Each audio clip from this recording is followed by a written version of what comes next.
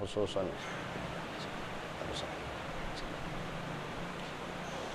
ولمن دفن في هذه البكة أن الله تعالى يتغشانا ويتغشاهم بالرحمة والمغفرة وأن يرزقنا السلام الصحة والعافية لدوام الاستقامة السهلة والنجاح والربح وحسن الخاتمة بجاه حبيب الله صلى الله عليه وسلم. الفاتحة. أعوذ بالله من الشيطان الرجيم. بسم الله الرحمن الرحيم. الحمد لله رب العالمين الرحمن الرحيم مالك يوم الدين إياك نعبد وإياك نستعين اهدنا الصراط المستقيم صراط الذين أنعمت عليهم غير المغضوب عليهم ولا الضالين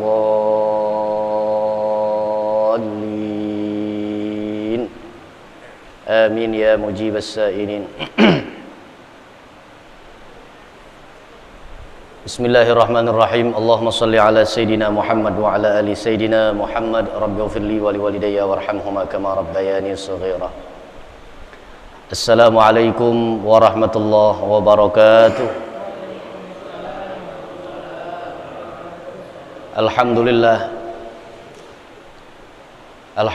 ala ni'amillah, alhamdulillah ala barakatillah.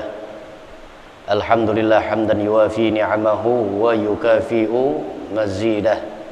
Thumma assalahu wassalamu ala rasulillah Sayyidina Muhammad ibn Abdullah wa ala alihi wa ashabihi wa mawalah. La hawla wa la quwwata illa billah.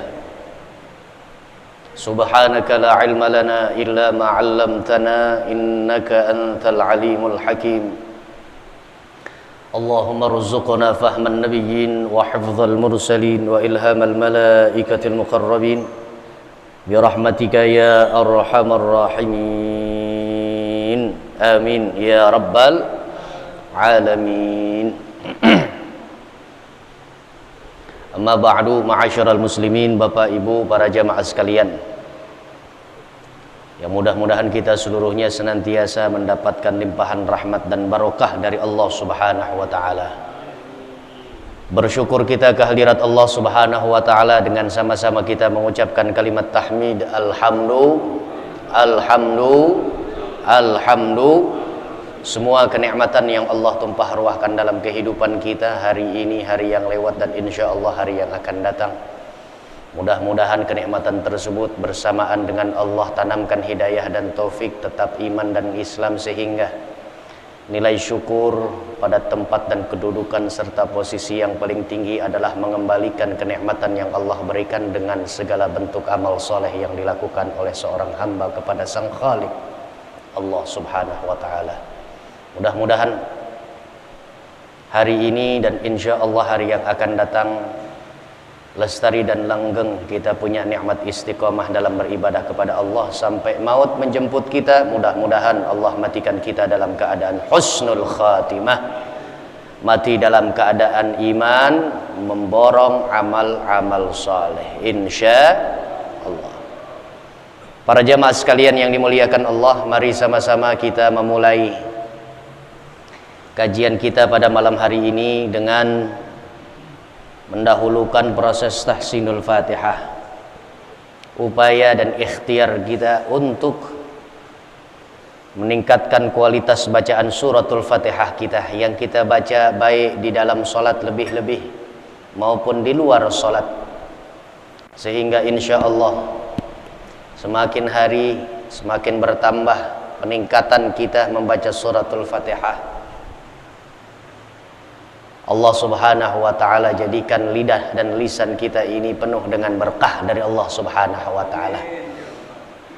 Karena dikatakan Al-Fatihah itu adalah bagian daripada Ummul Quran, induk daripada surah-surah tartib suar fil Quran. Banyak surah-surah yang kita lihat di dalam Al-Quran, tapi induknya adalah suratul Fatihah. Maka Nabi katakan, apa saja yang kalian inginkan hajatkan, dunia sampai akhirat, jadikan Al-Fatihah menjadi bacaan dorongan ya untuk menggapai semua apa yang kita harapkan. Tuh Fatihah hebatnya. Ayo kita awali dengan ta'awudz. A'udzu billahi minasy syaithanir rajim. Sama-sama 1 2 3.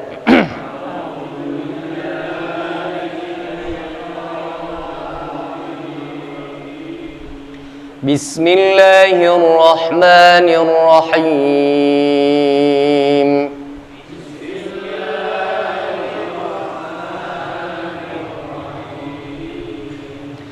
Alhamdulillahi Rabbil Alamin.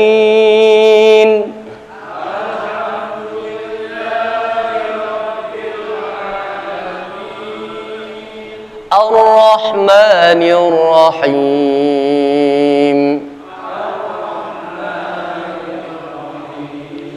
Maliki Yaumiddin.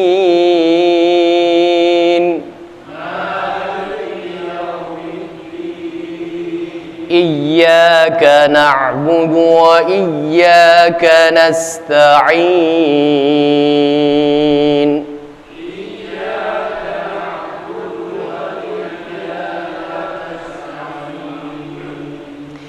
اهدنا الصراط المستقيم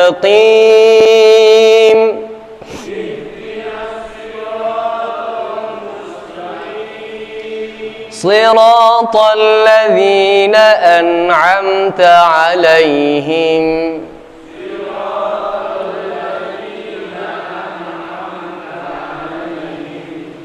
غير المغضوب عليهم ولا الضالين.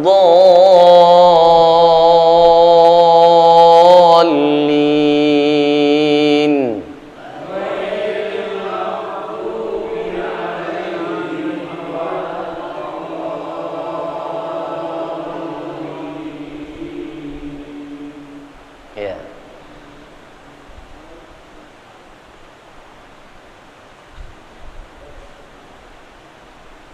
Amin ya rabbal alamin. Sekarang kita lanjutkan kepada makra bacaan kita, yaitu masih pada surah Al-Baqarah.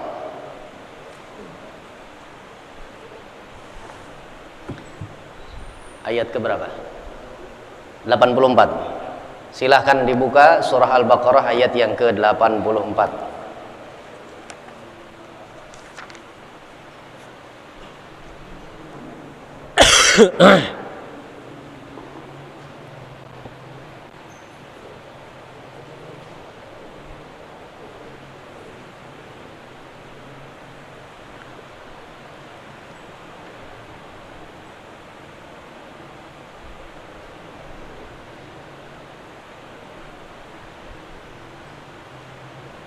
Pangkal ayatnya berbunyi wa idz akhadna mitsaqakum la tasfikuna dima'akum.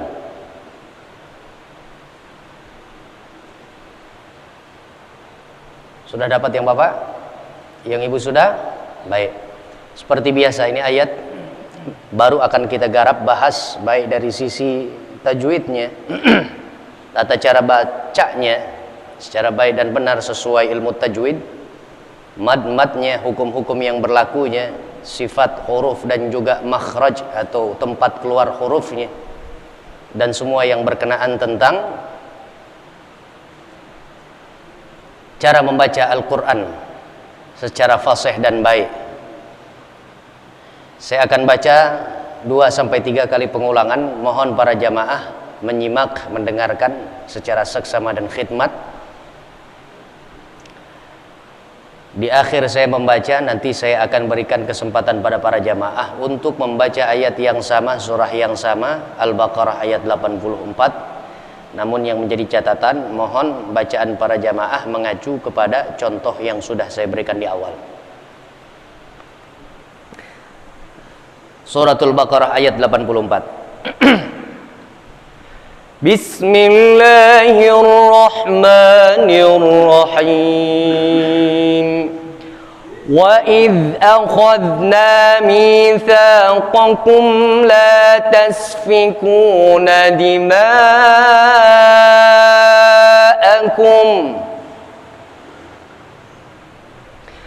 وَإِذْ أَخَذْنَا مِيثَاقَكُمْ لَا تَسْفِكُونَ دِمَاءَكُمْ.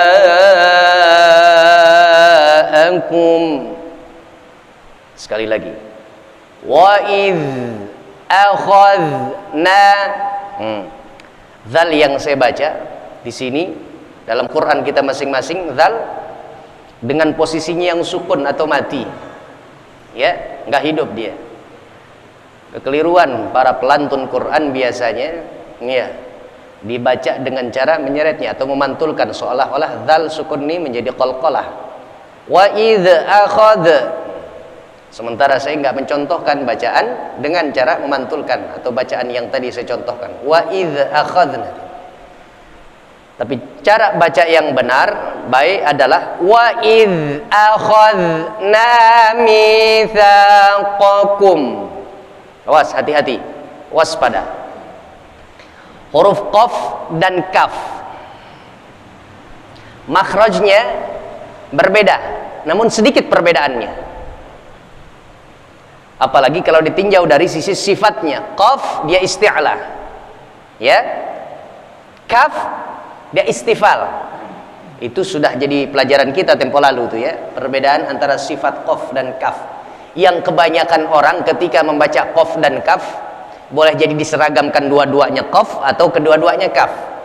Atau boleh jadi ketuker kaf lebih dulu baru kemudian qaf. Pada ayat 84 suratul Baqarah pada kalimat mitsaqakum qaf lebih awal, kemudian disusul dengan huruf kaf. Mitsaqakum la tasfikuna dima'akum.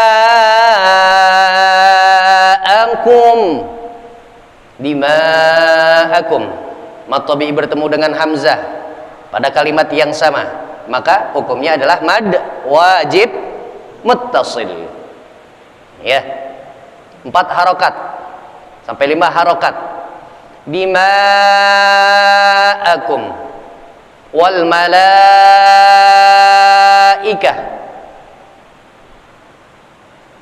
samai wal ard. Ya, kita coba sama-sama yuk. Tarik nafas dalam-dalam yuk. 1 2 3. Wa idz akhadna mitsaqakum la tasfikuna.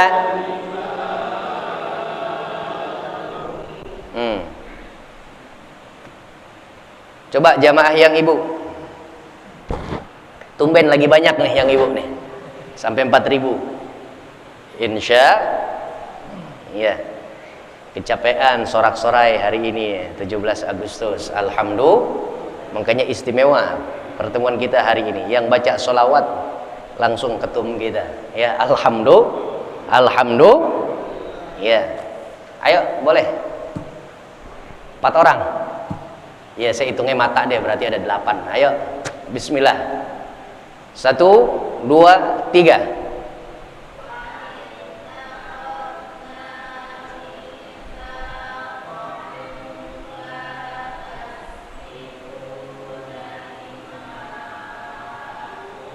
Iya, alhamdulillah.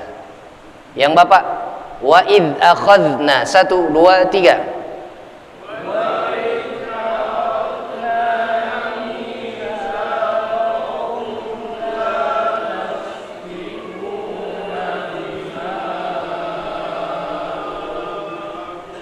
Ya.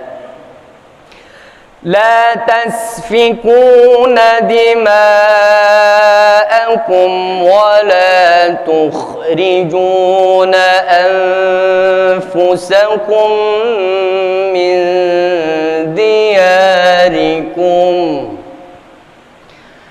La tasfikuna dima'akum wa la tukhrijuna. Kha saya baca tidak dipantulkan juga. Biasanya orang juga baca wala tukhri. Wala tukhrijuna anfusakum. Proses ikhfa. Tahan dulu bacaannya. 2 sampai 3 ketukan paling tidak.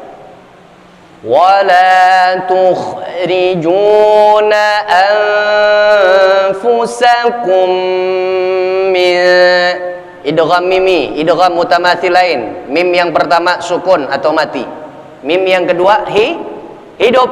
2 sampai 3 ketukan dulu, ditahan. Kum min dia. Nun mati bertemu dengan dal, ikhfa lagi. Ya. Prosesnya 2 sampai 3 ketukan, tahan. Oh, banyak banget tuh. Perhatikan titik-titiknya. Wala tukhrijuna anfu. 1. Sakummi. 2. Min. 3. Min diyarikum. Yuk, kita coba sama-sama. 1, 2, 3. La tasfikuna dima'akum wala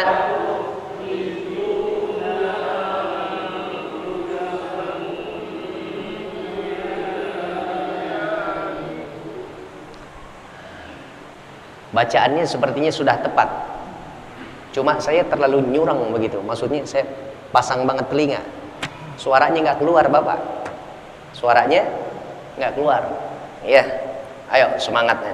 Ini kan katanya hari apa, HUT RI kita yang ke-77, ya. Buka suaranya, semangat suaranya, ayo. Bagian yang Bapak yuk, 1, 2, 3.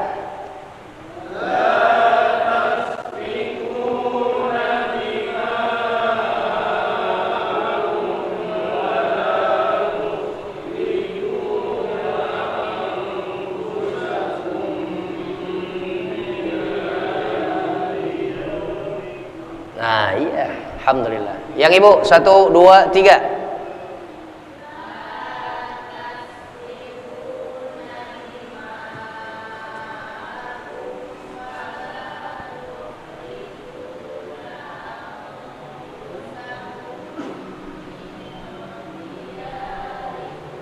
Iya.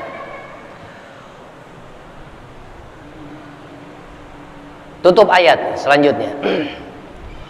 ولا تخرجون أنفسكم من دياركم ثم أقررتم وأنتم تشهدون ولا تخرجون أنفسكم من diyarikum thumma aqraru.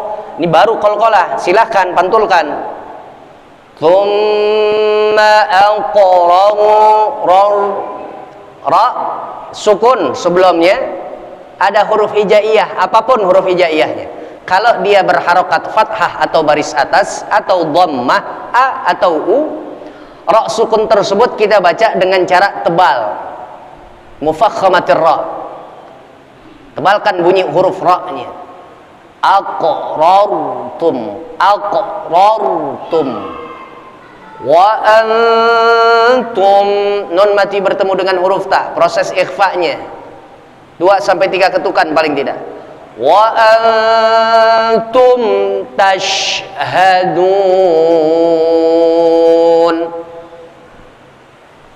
Ya.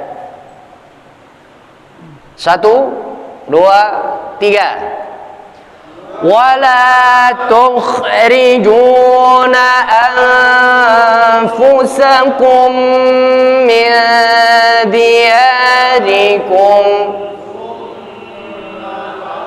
rartum.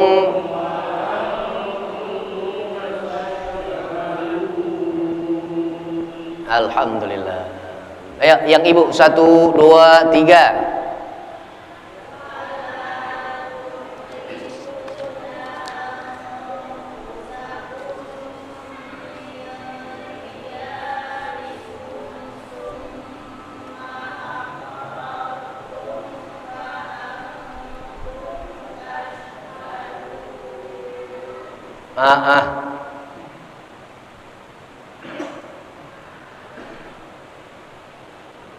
Yang Bapak yuk, 1, 2, 3.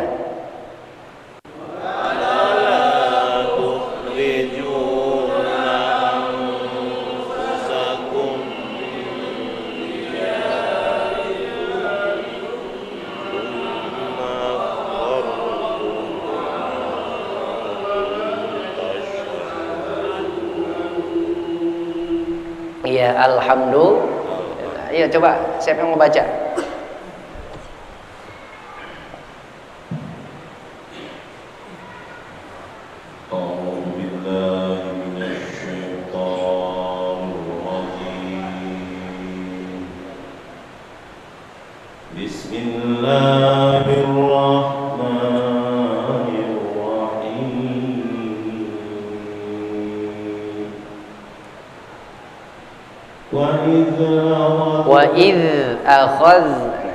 وإذ أخذنا ميثاقكم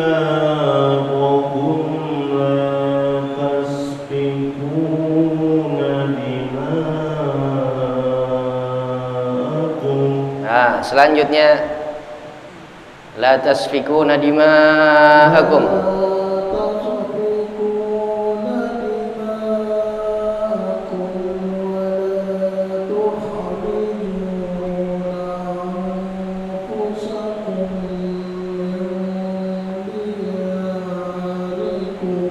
Ya.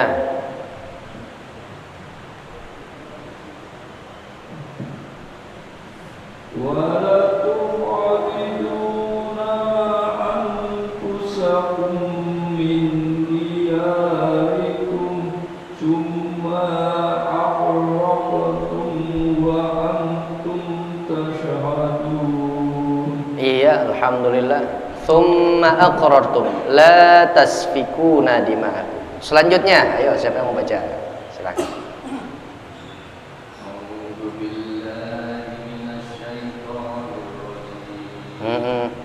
Bismillahirrahmanirrahim.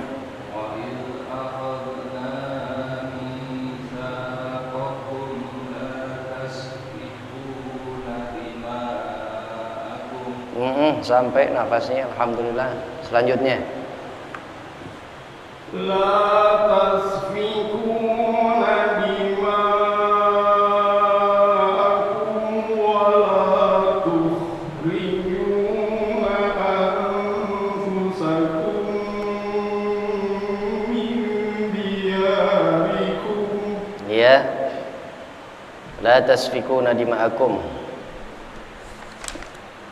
wa la tukhrijuna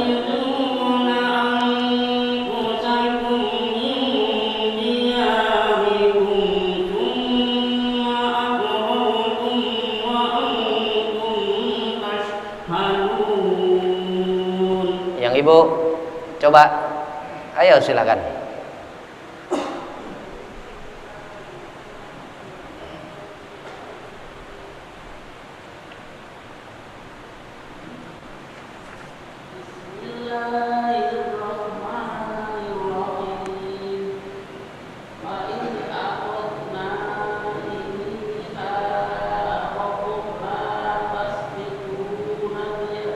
Dima, ya.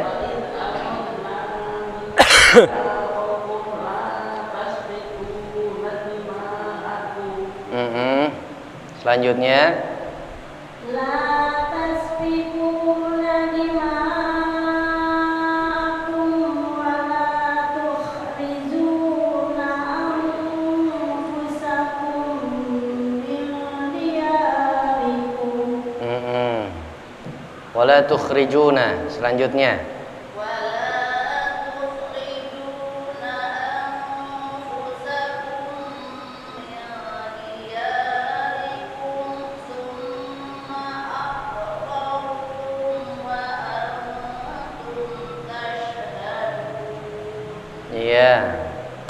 ayo silakan satu lagi.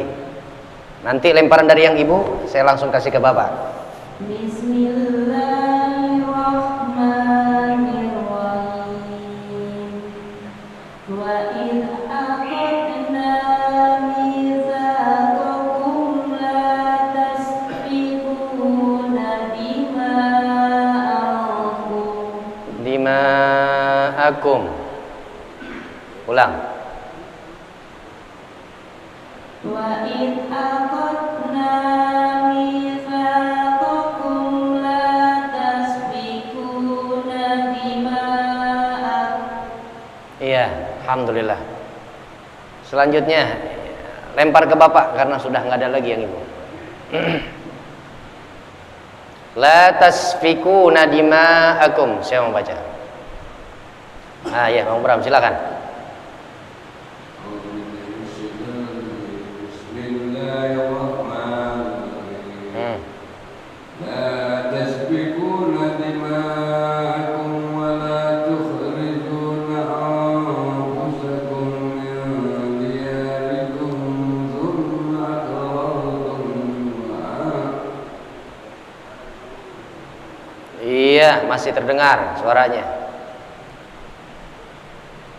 Mau coba lagi? Ayo, silakan.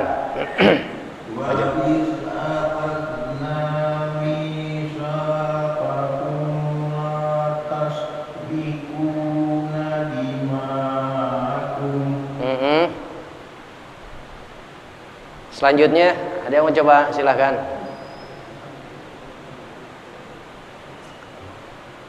Cukup? Pak Fahmi silakan. La tasfikuna. La tasfikuna dima'akum wa la tukhrijuna anfusakum min diyarikum. Tanggung satu lagi, tutup ayat.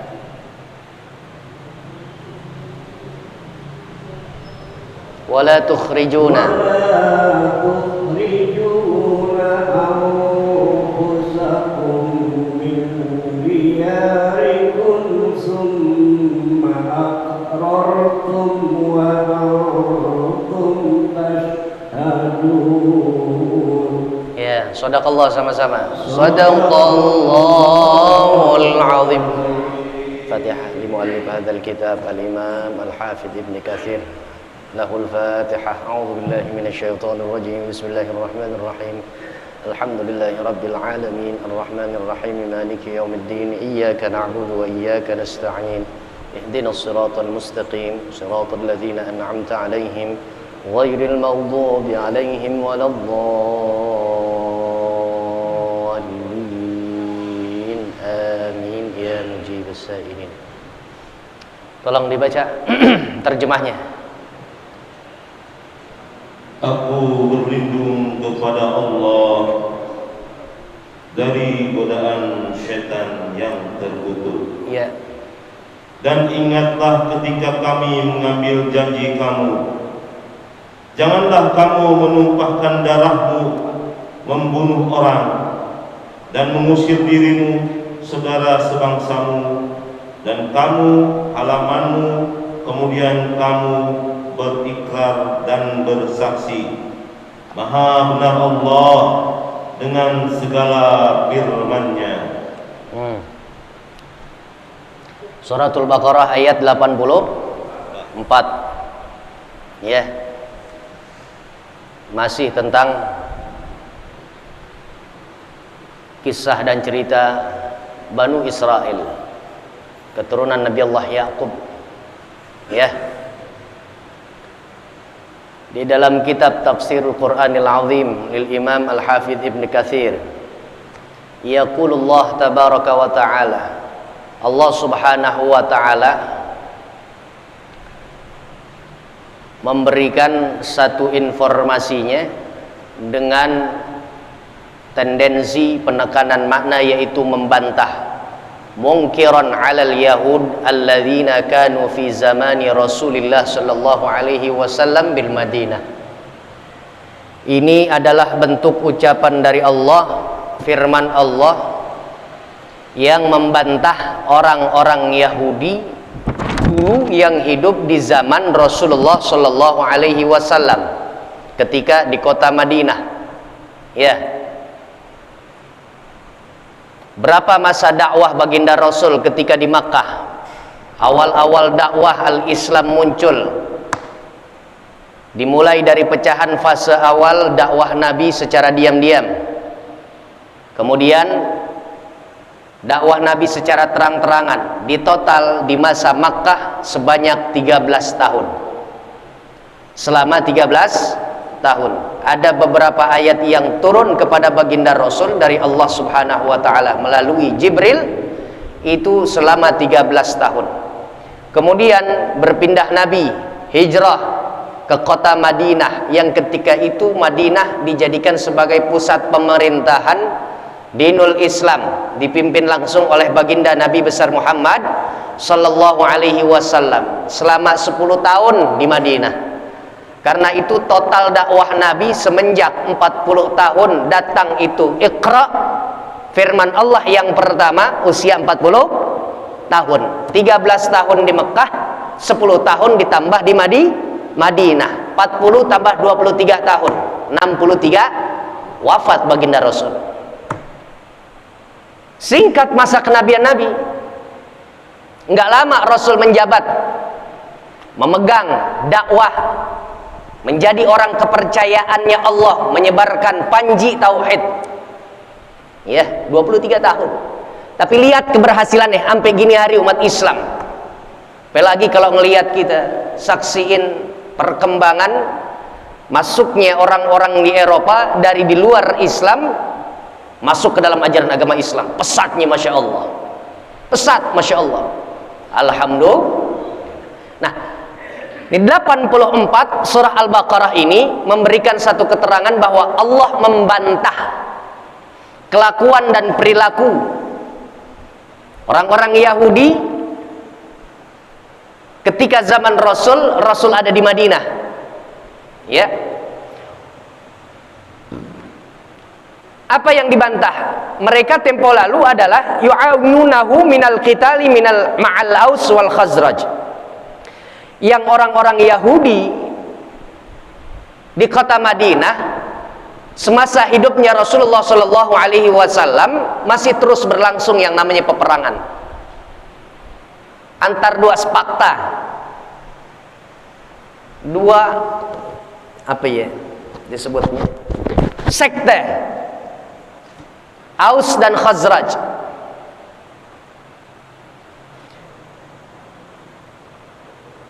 Wahum al-Ansar, mereka adalah penduduk asli kota Madinah. Orang-orang Yahudi, ada yang dari Aus kabilahnya, ada juga yang dari Khazraj. Makanya kalau ada sering kita dengar tuh, imam baca wa'tasimu bihablillahi jami'an wa la tafarraqu wadhkuru idh kuntum a'da'an fa'allafa baina qulubikum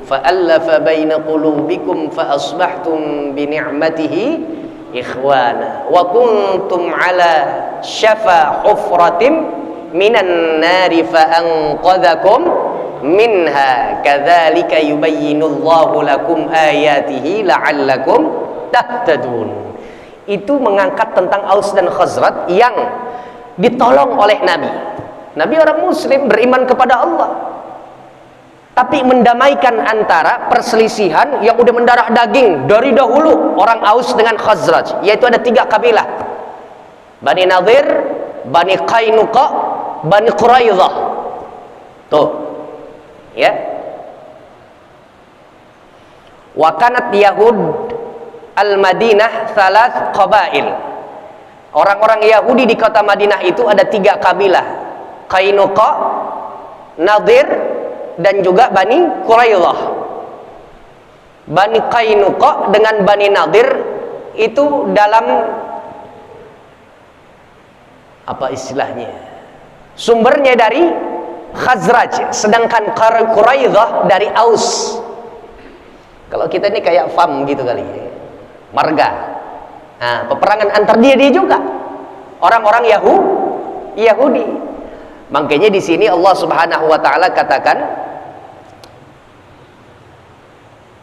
wa idz akhadna mitsaqakum, dan ingatlah ketika kami Allah Subhanahu wa taala mengambil janji daripada kalian. Apa isi janjinya? La tasfikuna dima'akum. Di Taurat itu tertulis.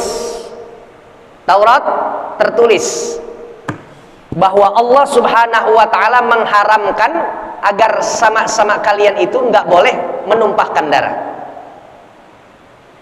Orang Yahudi ada tata hidupnya, tata cara hidup mereka, aturan main hidup mereka, dan itu diatur oleh Allah Subhanahu wa taala. Perjanjian antara Allah dengan kaumnya Bani Israel, Musa pengikutnya dulu. Ya. Wala tukhrijuna anfusakum, dan nggak boleh juga selain menumpahkan darah atau membunuh orang, nggak boleh mengusir dari orang lahir, dia ada di tempat entuh, di kampung entuh, di daerah itu, kemudian saking heroiknya itu peperangan, saking mendarah dagingnya kebencian antar satu kelompok dan suku, ya, akhirnya suku yang menduduki di daerah tempat tersebut, karena barangkali dia minoritas, akhirnya yang mayoritas ngepung, ngejarah, ngebegal bahasa kita. Ada ternyata itu pengharaman dari Allah, dan memang itu mereka punya janji sendiri kepada Allah. Memang di agama manapun gak dibenarkan yang namanya membunuh. Makanya kalau ada kasus pembunuhan ini tuh udah anggapnya yang pelaku hina. Apalagi kalau yang melakukan itu dengan konsepnya dia diskenariokan udah panjang. Memang nawaitu bukan. Kali deh begitu rumah kita kemasukan garong, maling, ya. Kemudian memang di hukum kita kalau nggak salah, kalau ingin menghadang maling di rumah kita masuk, nggak boleh dengan menggunakan sajam atau alat yang mematikan. Karena kalau sebab mati juga itu maling, kena juga kita pasalnya. Harus pakai benda yang tumpul, yang hanya sifatnya melumpuhkan, bukan mematikan. Tuh. Ya. Nah, jadi di agama manapun nggak dibenarkan tuh pertumpahan darah. Wala tukhrijuna anfusakum min diyarikum. Nggak boleh ngebegal satu kampung tempat. Ya, sesuaikan dengan apa yang saat ini kita dambak-dambakan, harap-harapkan begitu. Nggak orang Indonesia aja, semua rakyat di negara manapun nggak membenarkan adanya yang namanya penjajahan. Ya. Di dasar hukum kita punya negara juga begitu, membenci segala bentuk penjajahan dengan cara dan bagaimanapun. Nggak boleh. Makanya kita alhamdulillah nih hari kita memperingati HUT, hari ulang tahun Republik Indonesia yang keberapa? 77 tahun. Usia negara kita 77 tahun. Kalau hitungan manusia berarti udah dewasa banget tuh. Tua, sepuh. Seharusnya dari cara berpikir, pola manajemen negaranya harus jauh lebih banyak perhitungannya, pertimbangannya secara halus banget. Ya, tapi lagi-lagi negara ini bukan makhluk hidup ya. Negara ini adalah ya satu wilayah yang diberikan oleh Allah, yang harus mengelola adalah orangnya. Dalam hal ini pemerintah. Makanya kalau ada rasa ketidakpuasan rakyat terhadap apa yang seharusnya dia dapat dari hak-hak rakyat nggak didapati, dari kekayaan alam negerinya, bukan salah negerinya, tapi salah tata kelola orang yang menjabat. Siapa dia? Pemerintah. Dan pemerintah nggak boleh dikit-dikit langsung alergi dengan kritik, nggak boleh. Jadi pejabat, resiko, konsekuensi yang harus dia dapat adalah apa? Kritik dari masyarakat yang memberikan kedudukan dan jabatan amanah ya rakyat. Rakyat berbicara soal tata kelola negeri, ya wajar. Jangan akhirnya dirangkum, dirumuskan undang-undang yang nanti akan menjerat siapapun rakyat yang berani mengkritik, bahkan ada upaya apa bahasanya itu, mencemarkan nama baik.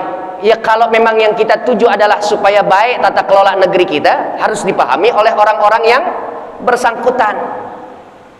Nih enggak, kadang-kadang kita begitu. Negaranya katanya demokrasi, tapi kita bicara soal ini itu dibungkam. Ya.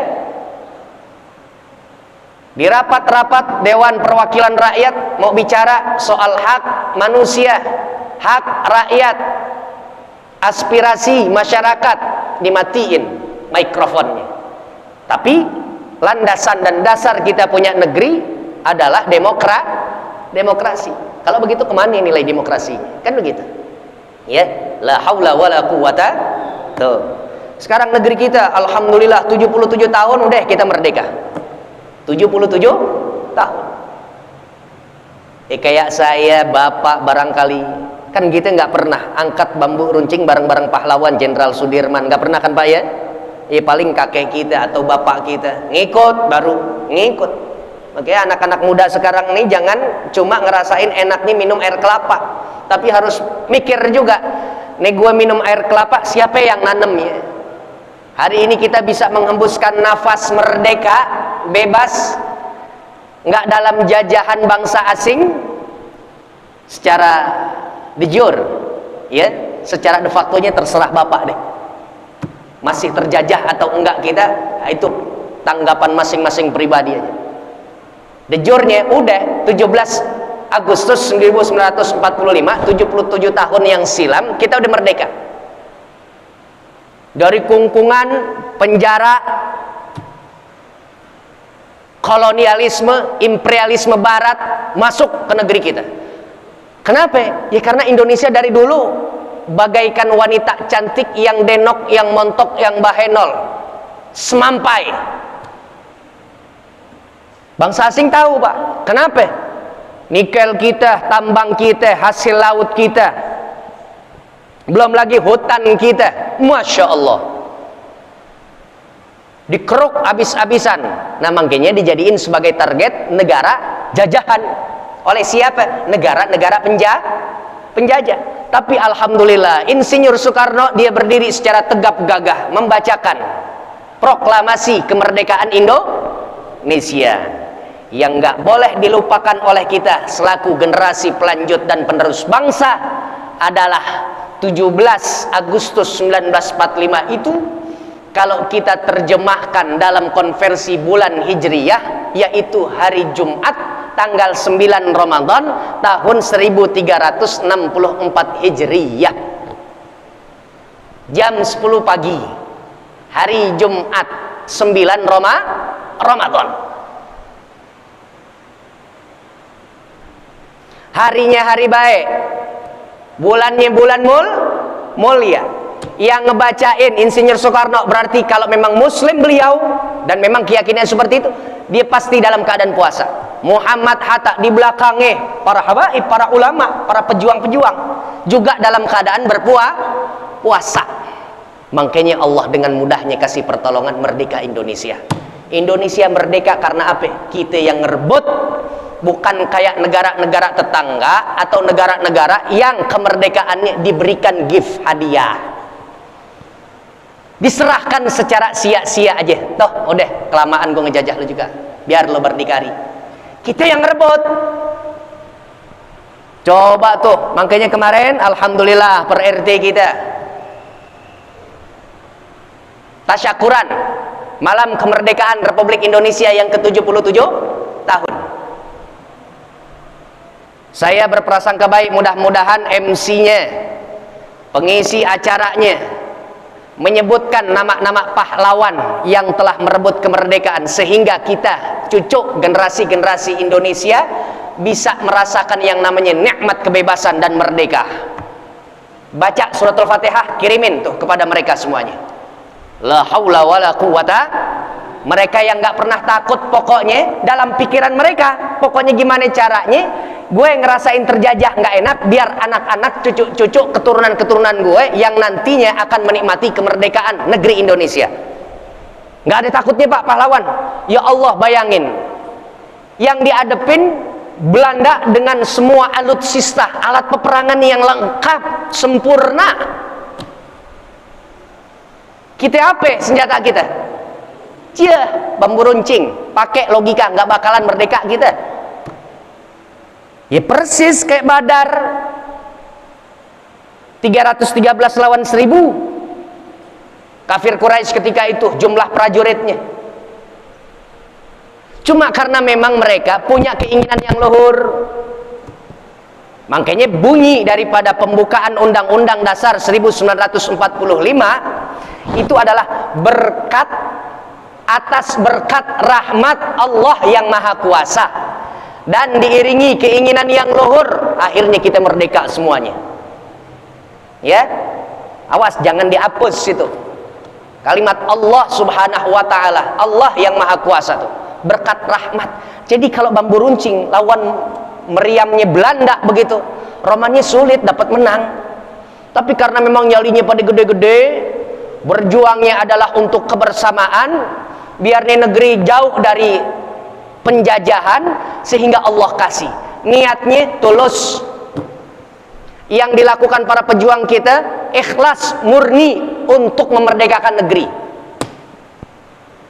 Nggak ada tuh saya dengar atau saya baca dalam sejarah-sejarah yang namanya pahlawan siapa misalkan Jenderal Sudirman, dia akan angkat senjata dan menggerakkan semua orang-orang yang ada di bawahannya melawan penjajahan Belanda atau Jepang misalkan.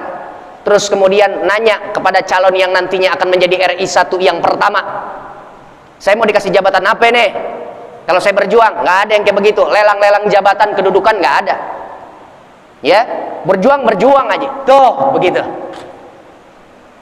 Karena memang kalau dalam term dan konteksnya ajaran agama Islam lewat sabda Rasulullah SAW, Nabi bilang begini, ada orang yang mendapatkan kemanjaan oleh Allah Subhanahu wa ta'ala di yaumul hisab. Manusia semuanya lagi dalam keadaan diaudit, dihitung oleh Allah, diperiksa amalannya. Tapi ada 3 kelompok manusia yang dikasih oleh Allah naungan. 3 kelompok ini bisa berbincang-bincang dalam keadaan aman, satu sama lain tanya jawab. Berbincang gimana sih orang ngobrol? Kongko deh bahasa kita. Di atas karpetnya yang disediain oleh Allah ada hidangannya. Tuh kata baginda Rasul, Thalathatun yatahaddatsuna fi dhillil arsy aminina wan nasu fil hisab. 3 kelompok yang Allah akan jamu, Allah akan berikan servis dan pelayanan di hari kiamat, di yaumul hisab. Manusia yang lain umumnya sedang dihisab oleh Allah, berdiri sambil menunggu daftar hadirnya, dia cemas, dia takut, dia khawatir. Tapi ini orang yang 3 kelompok ini dapat servis dari Allah. Ngobrol-ngobrol kayak kita nih ngeriung begini. Kita ngeriung begini, ngobrol-ngobrol aja, hidangan ada. Padahal lagi nunggu dihisab juga kita. Tapi keadaannya dijamin oleh Allah dalam keadaan yang aman dan selamat. Siapa dia? Kata Rasul yang pertama, rajulun lam ta'khudhu fillahi laumatul laim. Manusia yang kalau sudah punya akidah yang kuat, tauhidnya yang kokoh, dia bela ajaran agama Islam dan juga negerinya tanpa harus dia punya rasa takut, apalagi cuma sekedar cacian dan makian. Kalau emang ruhnya harus terpisah dengan jasad, darahnya harus ditumpahkan demi agama Allah dan juga negeri yang dia cinta, maka orang ini akan mendapatkan kemanjaan ketika hari hisab. Makanya kita jangan kaget deh setelah ini kalau ada orang rasanya nggak kayak orang, habis nyalinya gede banget, biar kata moncong senjata udah persis depan batang hidungnya begitu. Kalau dia bilang Allah adalah tujuanku, nggak gentar dia, nggak takut dia, nggak ada rasa ngeri-ngerinya begitu. Bolak-balik masuk penjara nggak masalah. Tuh ulama-ulama kita dari dulu memang begitu, nggak cuma di Indonesia. Saya tahu tuh, senior-senior saya cerita tuh, di Mesir itu tempo lalu, barangkali sampai gini hari, ada 2 model penjara. Model penjara khusus untuk mujrim, pelaku kriminalitas. Yang kedua, penjara yang dikhususkan untuk apa? Menjebloskan para ulama-ulama yang menjadi oposisi pemerintah. 2 jenisnya. Jadi ulama bersuara lantang, meneriaki yang hak, membasmi yang batil, udah nggak ada rasa takutnya. Karena apa? Yang dipandang adalah tuh pahala dari Allah Subhanahu wa ta'ala. Kalaupun gue mati syahid, kalaupun gue dikasih lolos sama Allah, hidup gue kariman ya. Makanya ada kata-kata aish kariman au mut syahidan, hidup mulia atau mati syahid.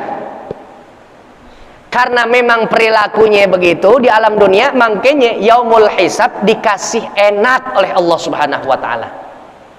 La haula wala quwata.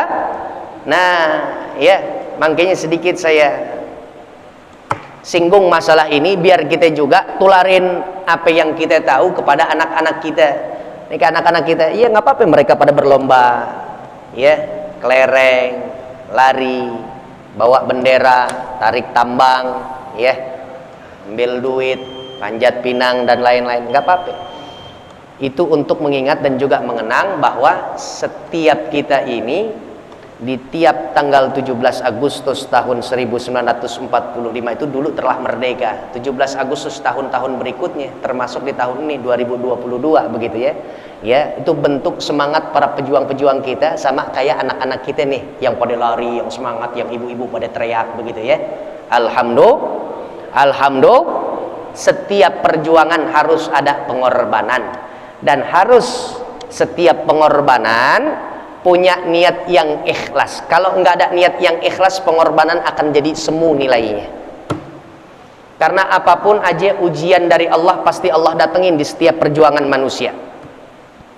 Setiap perjuangan ada itu yang namanya ujian-ujian dari Allah. Apa kayak pengkhianatan, ya, pasti ada pengkhianatan. Ada pengkhianatan. Perjuangan Nabi, jangan jauh-jauh kita ambil contoh baginda Nabi besar Muhammad sallallahu alaihi wasallam. Nabi di perang Uhud, kan perang Badar itu tahun 2 Hijriah. Perang Uhud itu tanggal 3 Hijriah. Perang Uhud terjadi karena dendam kesumat kafir Quraisy atas kekalahannya ketika perang Badar. Akhirnya orang kafir Quraisy nyerang lagi umat Islam yang ada di kota Madinah di perang Uhud nih. Dibawa sampai 3.000 pasukan. Rasul awalnya udah bisa merekrut orang-orang yang ada di Madinah tuh sampai 1.000 pasukan. Tapi 1.000 pasukan akhirnya berkurang, 300 ditarik oleh pengkhianatan. Siapa?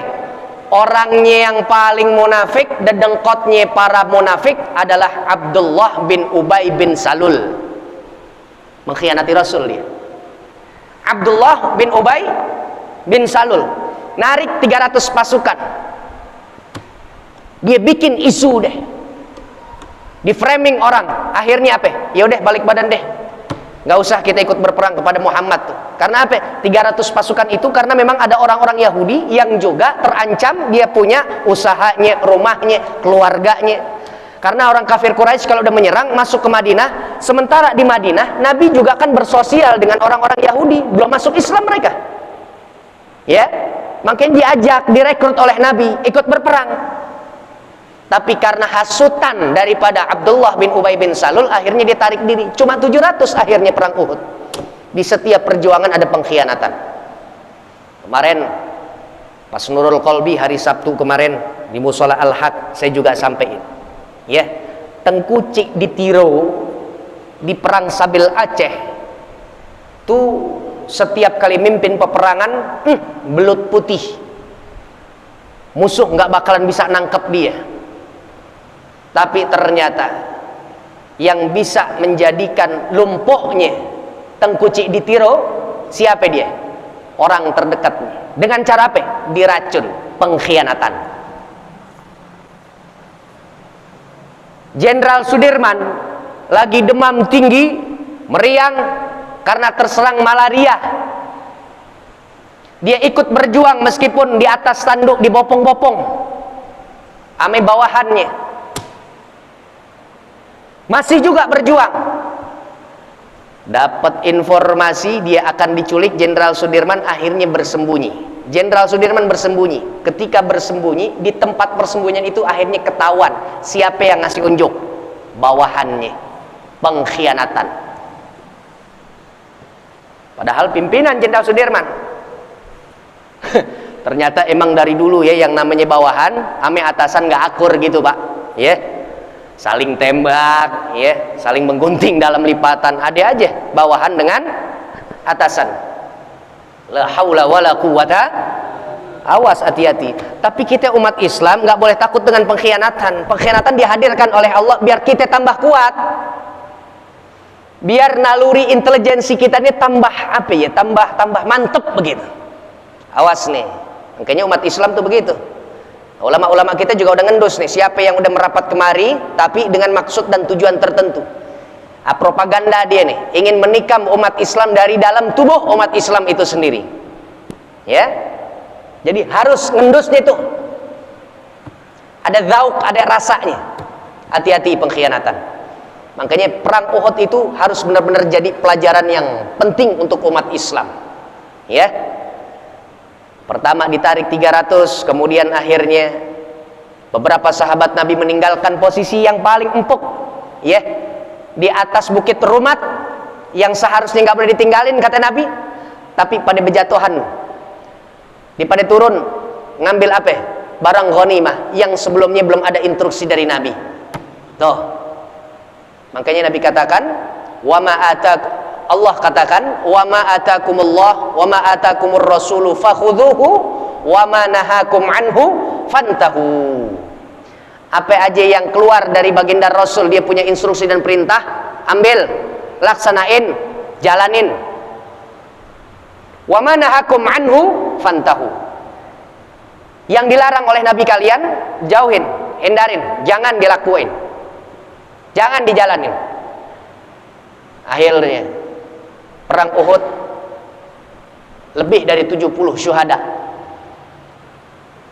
termasuk Hamzah, pamannya baginda Rasul, meninggal dunia. Ya, la haula wala quwata. Nabi pelipisnya pecah, giginya patah sampai 2, jalan dibopong sama sahabat. Sementara serangan orang-orang kafir Quraisy lebih menggila ketika itu. Pimpinan perangnya mantap, siapa dia? Saifullah Al-Maslul, Khalid ibn Walid, belum masuk Islam tempo lalu di perang Uhud. Tapi begitu dia masuk ke dalam ajaran agama Islam, baru memperkokoh tatanan peperangan umat Islam dan Rasul. Khalid ibn Walid tempo lalu tuh yang ngelihat, wah pada turun nih dari bukit Rumat nih, kita balik arah. Yang satu menyerang, yang satunya lagi balik arah. Ini kan bukit Uhud nih, bentuk bundar. Ini umat Islam di sini. Khalid bin Walid ahli siasat, Pak. Dia balik ngepung dari buntutnya umat Islam. Akhirnya umat Islam depan ada musuh, belakang juga ada musuh, dikepung dua-duanya begitu. Khalid bin Walid itu hebat banget. Makanya begitu masuk ke dalam ajaran agama Islam, ya, langsung dia tobat. Dibalas itu berapa banyak tebasan pedangnya dia ke leher umat Islam tempo lalu, dibayar dengan 7 kali lipat banyaknya tebasan lehernya umat Islam dengan lehernya orang-orang kafir. Begitu memperkuat ajaran agama Islam, habis semuanya kocar-kacir pada takut dengan Khalid bin Walid. Dapat julukan dari Nabi, apa? Saifullah Al-Maslul, pedangnya Allah yang terhunus. La haula wala quwata illa billah. Tuh, ini menjadi apresiasi kita, penghayatan kita. Jangan sampai 17 Agustus ya begitu doang kita ngeliat anak-anak kita pada lomba dan lain-lain, ya.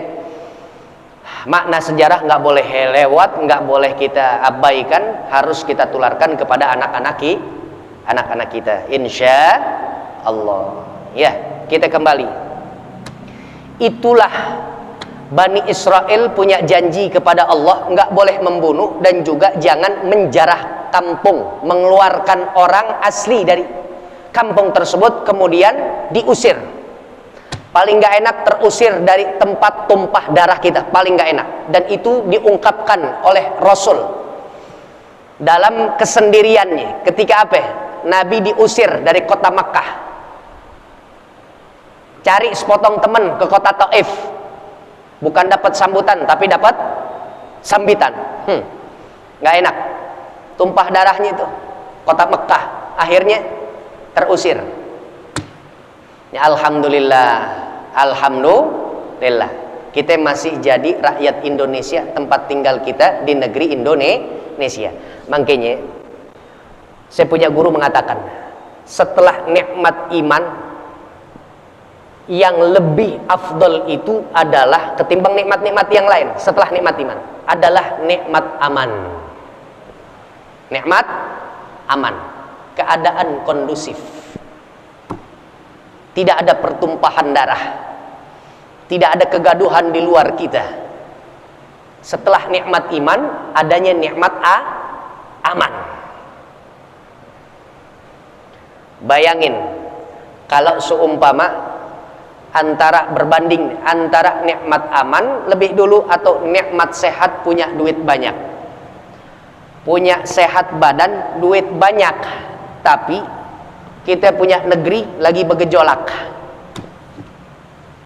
Kebanyakan orang yang duitnya banyak, hampir dia nggak mikirin dirinya, tapi dia mikir gimana cara ngamanin duitnya. Karena bank-bank boleh jadi dia bakalan bangkrut, terjadi peristiwa likuidasi kayak tempo lalu moneter tahun 98. Ya, untuk makan nggak enak. Kenapa? Bergejolak di luar rumah kita.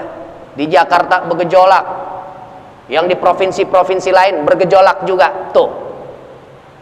Tapi kalau seumpama kita keadaan pun sakit, terus kemudian duit ada secukupnya buat beli kebutuhan ini, ada itu ada, tapi Allah kasih kepada kita nikmat aman, nikmat aman. Oh, enak banget. Negeri kita nggak naik dolarnya, rupiah kita manteng, bagus. Harga sembako juga enak-enak aja, aman tuh. Aman. Insya Allah. Nah, kemudian perjanjian ini akhirnya disanggah, dibantah oleh orang-orang Bani Israel. Tuh. Thumma aqrartum. Anda mengiyakan. Wa antum tashhadun. Bahkan Anda mempersaksikan untuk melakukan, tapi nggak dilakuin. Bani Israel kayaknya begitu, Pak. Ya, iya di depan, akhirnya di belakang enggak dilakuin. La haula wala quwata illa billah. Insyaallah besok 85. Insyaallah besok 85. Thumma antum haula'i taqtuluna anfusakum wa tukhrijuna fariqan minkum min diyarikum tawaharuna alaihim bil ithmi wal udwan. Wah, 85 ayatnya panjang juga tuh besok tuh. Ya, mudah-mudahan besok Allah kasih sehat kita, umur kita panjang, ya. Biar bisa ngelihat anak, mantu, cucu kita semuanya masih berpegang teguh dengan talinya Allah Subhanahu wa taala. Niatin begitu, Pak. Niatin usia kita panjang, sehat badan, biar bisa lebih ngedongkrak lagi citra kita di mata Allah, biar tinggi. Nggak perlu pandangan yang baik di halayak ramai antar sesama kita manusia. Sebab kalau Allah udah ngangkat citra kita, markat, harkat dan martabat kita udah bagus di mata Allah, manusia ngikut. Ya, di manusia ngikut. Itu konsep dan prinsip hidup tuh begitu. Mudah bagi Allah ngangkat seseorang, ngehempas seseorang. Qulillahumma malikal mulki tu'til mulka man tasha' wa tanzi'ul mulka mimman tasha' wa tu'izzu man tasha' wa tudhillu man tasha' biyadikal khair innaka ala kulli syai'in qadir. Ya, amalin ayat. Bagian dari keistimewaan surah Al-Imran adalah ini ayat. Surah Al-Imran ayat 26-27. Ya. Sebagian ulama mengatakan kalau kepengen diulunasin utang kita sama Allah, ya, Allah yang nitipin buat bayar utang, tapi bukan lagi nikmatin tuh. Kadang-kadang kita begitu sih. Ibaratnya kita pengen cari pinjaman, pengen ngutang, wah semangat banget, tapi nggak ada semangat untuk ngembaliin utang, ya. Padahal Allah udah titip-titipin tuh uangnya buat bayar utang nih, tapi dibeliin lagi batu, dibeliin lagi joran yang baru, ya. Akhirnya nggak lunas-lunas. Orang yang minjemin kita keki, akhirnya kapok, nggak mau lagi minjemin. Zaman sekarang yang nagih utang diomel-omelin sama yang ngutang, wah galakan yang ngutang, Pak. La haula wala quwata, nggak boleh itu dosa, ya. Yang ngutang harusnya kita ngebalikin lebih dulu, lebih baik daripada udah kita harus ngebalikin di tahun ini, bulan ini, hari ini udah jatuh temponya bilangin ntar lagi. Beruntung bagi orang yang ngutang kalau pas lagi orang yang ngasih pinjem dia ikhlas, ya udah nggak apa-apa seminggu lagi, ya udah nggak apa-apa seminggu lagi, ya udah nggak apa-apa seminggu lagi. Hadis Rasulullah SAW mengatakan, orang yang menangguhkan, baru menangguhkan nih, belum mengikhlaskan. Orang yang menangguhkan masa tempo yang seharusnya saudaranya meminjam kepada dirinya, dia tangguhkan selama apa? Sepekan. Berapa dia pinjam? 1 juta. Ditangguhkan sepekan lagi. Berarti hari-hari yang ditangguhkan selama sepekan itu, Allah catat dia infak kepada orang yang sama sebanyak 1 juta, 1 juta, 1 juta, 1 juta. Nggak ada ruginya kita, orang yang minjemin. Ya, tapi kalau dapat orang yang model kayak begini, orang yang minjemin, kalau dapat yang berbalik, sumpah serapah, biarin lo, gue nggak ikhlas lo, biarin lo sambar geledek lo, itu yang ngeri. Ya, la haula wala quwata, itu baru menangguhkan. Kalau kelihatannya yang minjem nggak mampu, terus kemudian yang minjemin ngikhlasin lagi, udah nggak apa-apa, gue ikhlasin.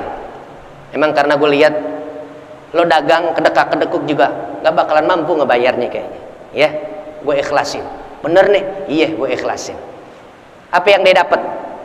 Maaf, berkah dia punya pendapatan selama di dunia, Allah yang ngejamin. Ketika berjembat di sirat menuju surganya Allah, Allah yang menjamin keselamatannya sampai mengetuk pintu surganya. Orang yang ikhlasin, berapa banyak tuh duit, nggak ngelihat cuma 5.000 perak diminjemnya, diikhlasin. 100.000, 1 juta, 15 juta diikhlasin deh, nggak apa-apa. Penjaminnya ketika berjembat di as-sirat untuk mengetuk pintu surga, Allah yang bantu. Kita berdoa kepada Allah, mudah-mudahan Allah selamatkan kita dunia sampai akhirat. Kita berdoa kepada Allah, baca suratul Fatihah khusus kepada para pahlawan kita, para pejuang-pejuang kita, para ulama-ulama kita, para habaib-habaib kita. Bahkan kita berdoa kepada Allah Subhanahu wa taala, mudah-mudahan siapapun orang yang terlibat atas kerebutnya kemerdekaan Republik Indonesia, sehingga anak negeri saat ini bisa terus melanjutkan nikmat kemerdekaan selama 77 tahun ini. Kita berdoa untuk mereka-mereka seluruhnya. Mudah-mudahan Allah Subhanahu wa taala berikan pula kebebasan dan kemerdekaan dari api nerakanya Allah Subhanahu wa taala, dari jeratan siksa alam barzahnya Allah Subhanahu wa taala. Karena yang dia perjuangkan adalah nikmat untuk kebersamaan seluruh rakyat Indonesia. Kita berdoa kepada Allah, mudah-mudahan dalam diri kita juga tumbuh sifat dan sikap patriotisme kepada negara Indonesia. Jangan ajari kami orang-orang yang cinta kepada ajaran agama Islam kemudian kami memusuhi negara kami. Tidak, sebab kami adalah orang-orang yang agamis, pasti cinta juga dengan sikap kami yang nasionalis. Kita berdoa kepada Allah, mudah-mudahan kita semuanya terjauhkan dari penjajahan dalam bentuk apapun. Al-Fatihah. A'udzubillahi minasyaitonirrajim. Bismillahirrahmanirrahim. Alhamdulillahi rabbil alamin. Ar-Rahmanir-Rahim. Maliki yaumiddin. Iyyaka na'budu wa iyyaka nasta'in. Ihdinas siratal mustaqim. Siratal ladzina an'amta 'alaihim ghairil maghdubi 'alaihim waladdallin. Amin. Ya mujibas sa'ilin. Sampai nih hari saya punya busana begini juga, Pak. Merah, putih. Tinggal dikerek saya naik dah akhirnya ke bendera. Ya, ini pertanda bahwa ya maaf, kebanyakan kita nih para ustadz, para alim ulama, kiai-kiai sekarang ditembakin pokoknya radikal, ingin mengganti Pancasila, enggak NKRI, pret. Ya. Gak usah ngajarin kita gimana cara hormat bendera, cium bendera, cinta kepada negeri kita. Ya. Umat Islam itu adalah garda terdepan untuk apa? Meraih kesuksesan bangsa dan negara kita. Kalaupun bahasanya di belakang, kita adalah benteng paling akhir umat Islam yang akan selalu ngejaga NKRI kita, negeri Indonesia, bumi pertiwi Indonesia. Bismillahirrahmanirrahim. Alhamdulillahirabbil alamin. Allahumma shalli ala sayidina Muhammad wa ala ali sayidina Muhammad. Allahumma ya Allah ya Allah ya Allah, inna nastaudi'uka ma 'allamtanahu wa ma hafidhnahu wa ma qara'nahu fardudhu ilaina 'inda hajatina ilaih. Barang-barang baca rabbighfirli rabbighfirli wali walidayya warhamhuma kama rabbayani shaghira rabbighfirli